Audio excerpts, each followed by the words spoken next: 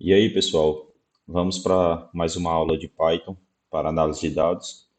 E nessa aula vamos começar a estudar a biblioteca Pandas, fazer uma breve introdução sobre o uso dessa biblioteca, que é extremamente útil para trabalhar com análise de dados, beleza?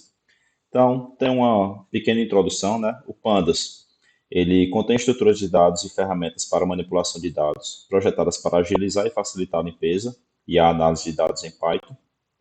O Pandas é utilizado em conjunto com ferramentas de processamento numérico, como NumPy, SciPy, NumPy que a gente estudou bastante durante as três aulas anteriores, né? Vimos aí as principais características da biblioteca NumPy, que é uma das mais utilizadas para se trabalhar com Pandas, quando a gente trabalha com processamento numérico. Bibliotecas de análise, como State Model, Skitlearn, e bibliotecas de visualização, como o Matplotlib, certo? Tem outras bibliotecas de visualização que também podem ser utilizadas junto com o Pandas para exibir os dados processados, né, de maneira mais amigável para o usuário. O Pandas ele foi projetado para trabalhar com dados tabulares heterogêneos. Então, diferentemente do NumPy, que a gente estava trabalhando anteriormente, que trabalhava com estruturas homogêneas, o Pandas permite a gente trabalhe com estruturas heterogêneas, certo? Então, é possível que em cada coluna, por exemplo, a gente trabalhe com um tipo de dado específico, certo? E aí o primeiro passo para se trabalhar com pandas é importar a biblioteca, certo?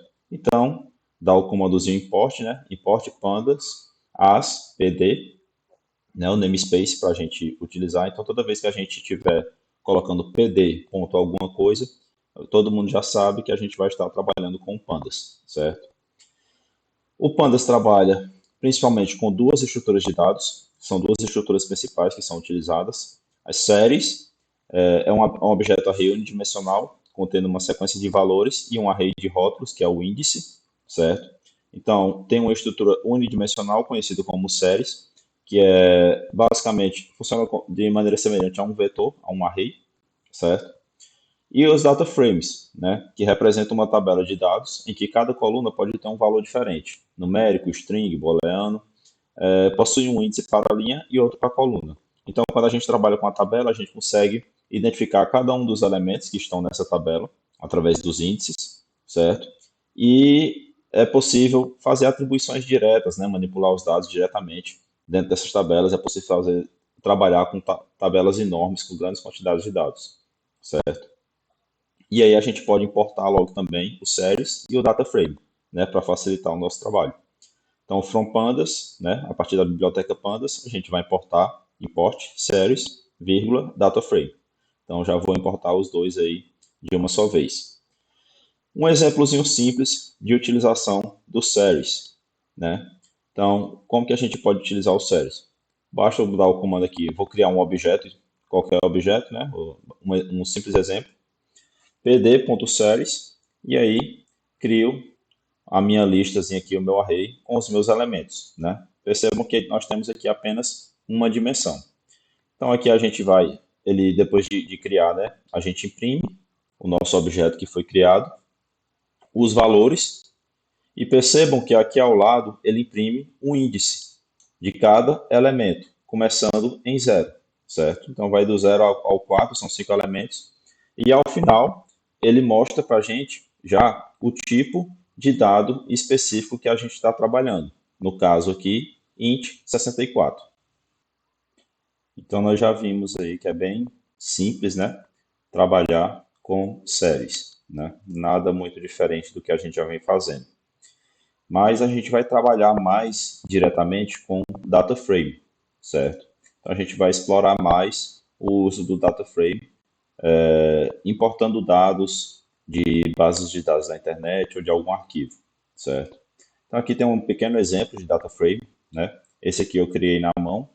Então criei um objetozinho aqui chamado data e para ele eu passei algumas informações, né? Passei estado e aí criei uma linha aí com alguns estados, né? Uma coluna, na verdade, aqui que ele vai criar com alguns estados. Passei o ano, então 2010, 2000, 91. Aqui é a mesma coisa, 2010, 2091. E as informações aqui são Piauí e Ceará, né? São as três datas aqui atribuídas ao Piauí e as três datas, que são as mesmas datas também, atribuídas a cada uma dessas colunas aqui de Ceará. E aqui embaixo, esse DD é a densidade demográfica, certo? Então, em 2010, a densidade demográfica do Piauí era 12,4, em 2000 era 11,31, em 91 era 10,27, no Ceará, em 2010, era 56,76, em 2000, 50,91 e em 91, 43,67, certo? Em seguida, criei um objeto tipo frame, né?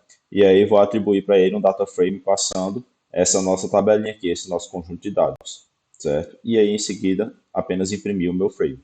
Então fica dessa forma, né? Estado, ano e a densidade demográfica, certo? Aqui ele cria um índice já para a nossa tabela, né? Iniciando em 0 e indo até 5, são 6 elementos. E aí ele já pega lá as informações e coloca cada um em sua linha específica, certo? Então, essa é um pequeno exemplo de como utilizar Data Frame. Nas próximas aulas, nós vamos entender melhor o uso tanto das séries, vamos fazer muitos outros exemplos utilizando séries e também utilizando Data Frame, certo? Então, beleza, pessoal?